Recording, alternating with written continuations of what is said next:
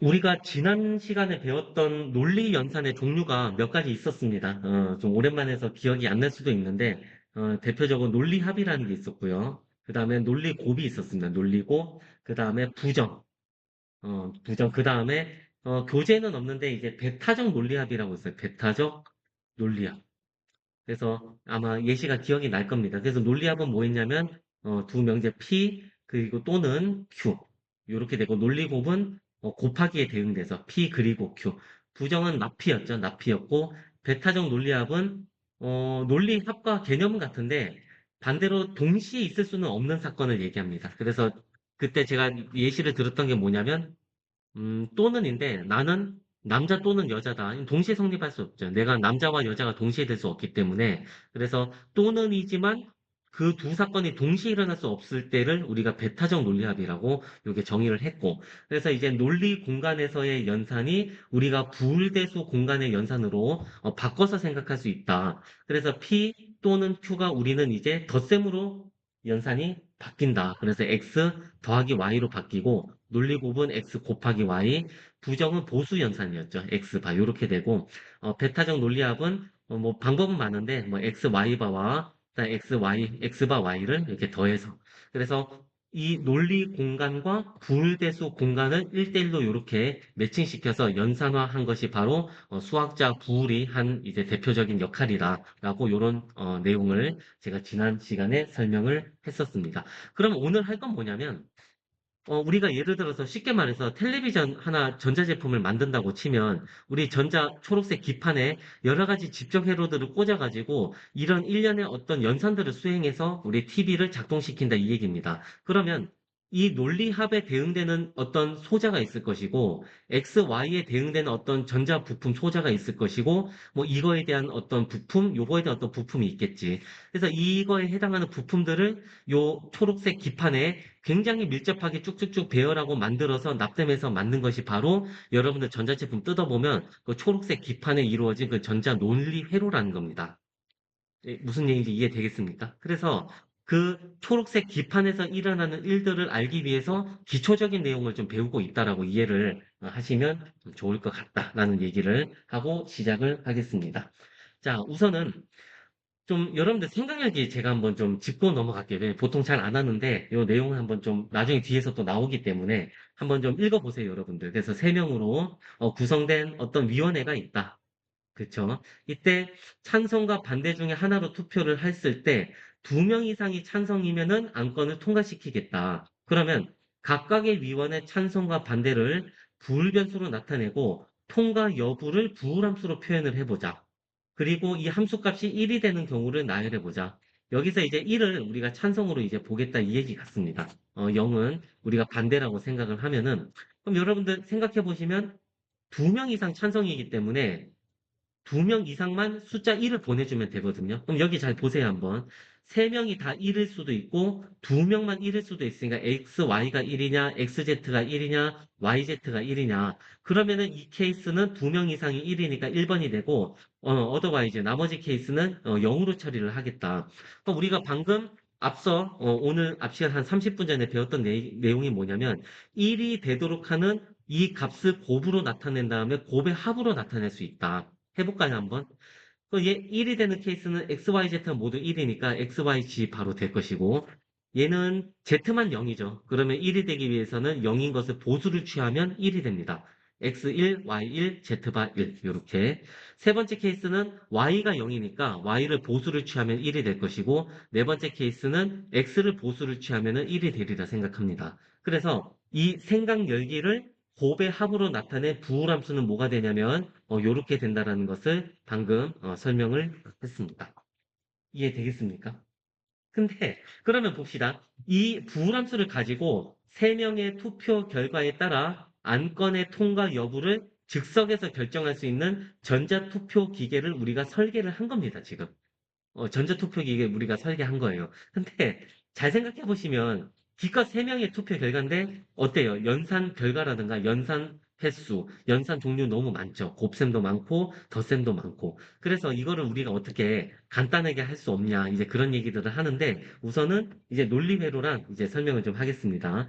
논리의 기본 연산인 지난주에 배운 논리합, 논리곱, 부정 등의 연산을 실행하기 위한 회로로서 요 위에서 예시 들었던 전자투표기와 같은 디지털 전자장치의 설계에 사용된다.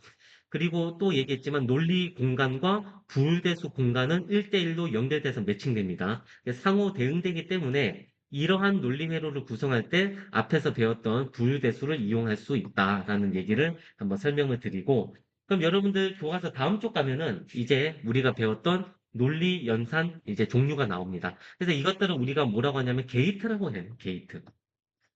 어떤 입구 문인데 마치 전기가 어떤 회로 전기선을 타고 쭉 이렇게 이동을 하죠. 이동할 때 지나가는 어떤 문이라는 관문이라는 의미로 요거를 이제 게이트라고 얘기를 하는데, 첫 번째 이제 논리합이 있었죠, 여러분의 논리합. 논리합은 뭐냐면 P 또는 Q.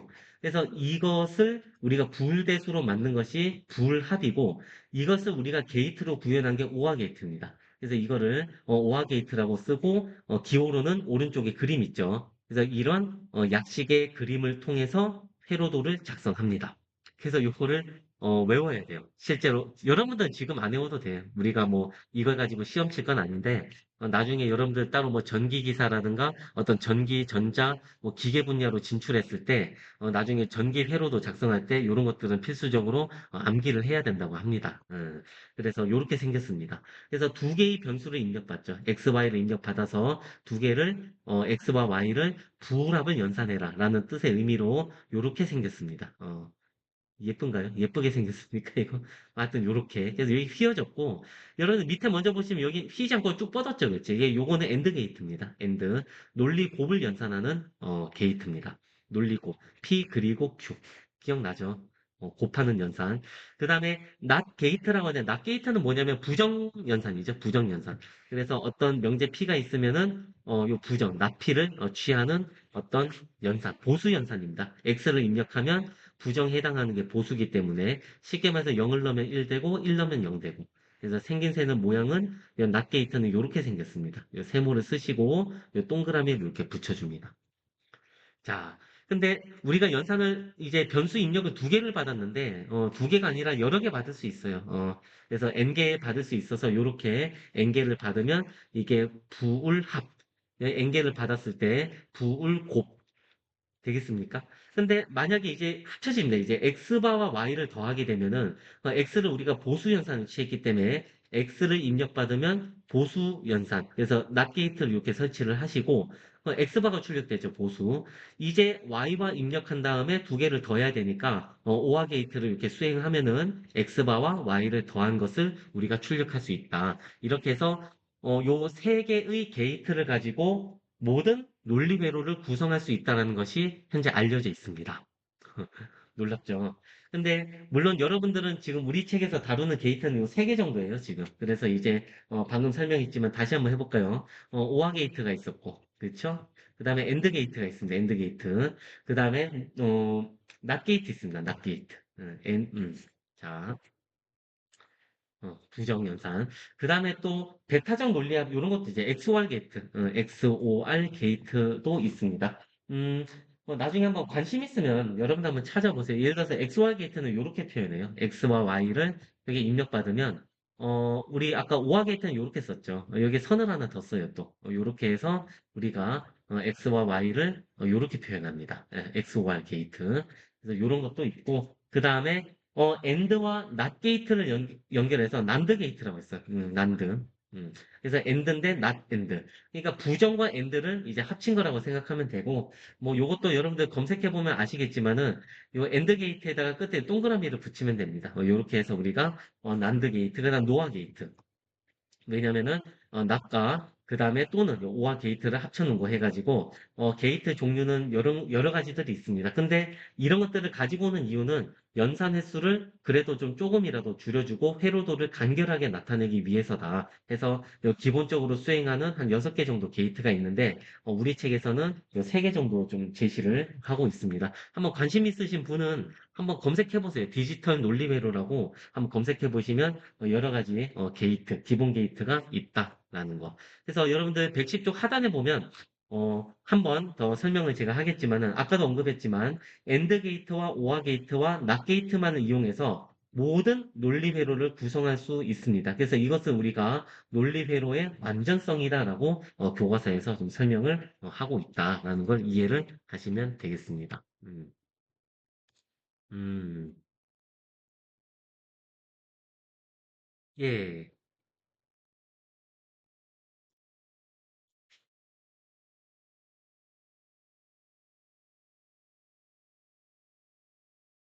자, 질문은 제가 요거 하고 나서 이제 바로 답을 해드리겠습니다. 자, 여기까지는 이해되셨죠? 자, 논리회로의 간소화에 대한 얘기를 계속 좀 진행을 하도록 하겠습니다.